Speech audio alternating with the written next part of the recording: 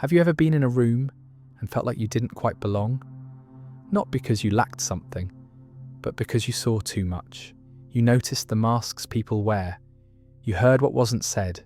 You felt the weight behind someone's laughter and sensed the fear behind their confidence. And instead of being praised for your insight, you were labelled too intense, too sensitive, or worse, arrogant. But what if the truth is far simpler and far more dangerous? What if the world doesn't hate you for being wrong, but for seeing clearly? Arthur Schopenhauer once said, "Intellect is invisible to the man who has none." A brutal reminder that those who cultivate self-awareness are often condemned by those who fear it. In a society that thrives on illusion, consumption, and surface-level validation, self-awareness is rebellion. It unmasks pretense, it exposes insecurity, and it threatens the fragile stories people tell themselves to sleep at night. Because to be self-aware is to be awake in a world that begs for slumber. And when you reflect on yourself deeply, you reflect the truth back onto others. Most won't thank you for that. They'll reject you, resist you, ridicule you, because your clarity becomes their discomfort. We live in a culture obsessed with external performance. Smile for the photo, post the vacation, share the highlight. But self-aware people look beneath. They ask, why am I performing? Who am I trying to impress? What pain am I covering with this perfection? And the moment you ask those questions, you begin to unravel the matrix. Society does not reward this. In fact, it punishes it. You may lose friends. You may walk away from jobs.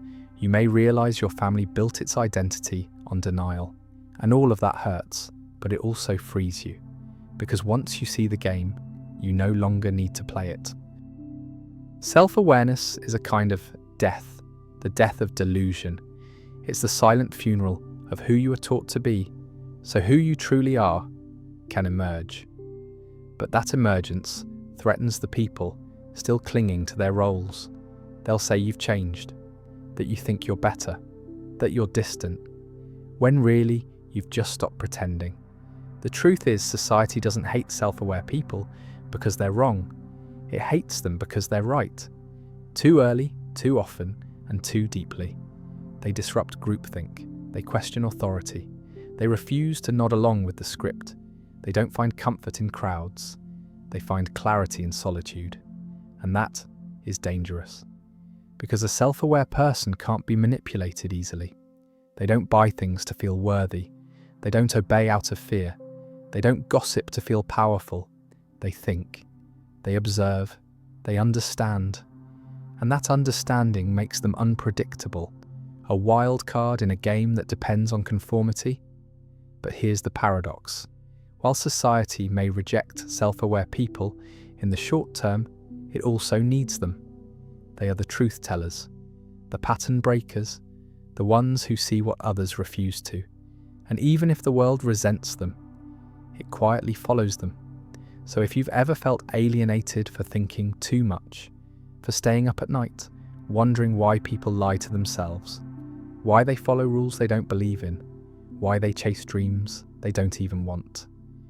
If you've ever been told that you're too intense, too deep, or too much, understand this. You're not broken. You're not a misfit.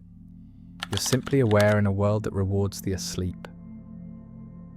If you've ever walked into a room and felt the tension no one dared speak about, if you've picked up on the bitterness behind a smile, the resentment in someone's silence, or the desperation beneath their success, you're not imagining it. You're just tuned into a frequency that most people spend their lives trying to ignore, because truth, real truth, makes people uncomfortable. And when you become the mirror, don't be surprised when people flinch. You're not wrong. You are not cursed. You are just ahead. Ahead of the story everyone else is still trying to believe. Ahead of the denial, ahead of the facade. And that kind of clarity feels lonely, because the path of awareness is rarely crowded. But while it may be quiet, it is real. It is grounded. It is where your soul stops shrinking to fit in and begins to expand to fit the truth. It's where you stop playing small just to make others feel comfortable, and start honoring the full depth of your perception. And in a world that hates the mirror, you are the reflection. You don't need to shout. You don't need to argue. Your presence alone unsettles the lie. Your insight, your empathy, your refusal to look away. These are not weaknesses. They are the firelight in a room full of shadows. Let that be your strength. Let your awareness be your quiet rebellion. Let it be the light you hold, even when no one else sees it. Because the greatest power you will ever hold is knowing who you are, when no one else wants you to, and refusing to forget it. And perhaps no one understood this quiet burden of awareness better than Arthur Schopenhauer. He once wrote, "The more unintelligent a man is, the less mysterious existence seems to him." He knew what it meant to see beneath the surface, to feel the weight of life, not just with the mind, but with the soul. He recognized that deep perception often isolates, because the more clearly you see, the less clearly you're seen. And yet, he believed that truth was not something to fear, but something to live by. So if you carry that weight, if you walk through life with eyes wide open, let this be your reminder. You are not alone in that clarity.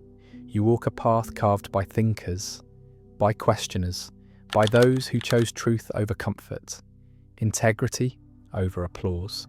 And like Schopenhauer, you may not always be understood, but you will always be real. And that is its own kind of freedom.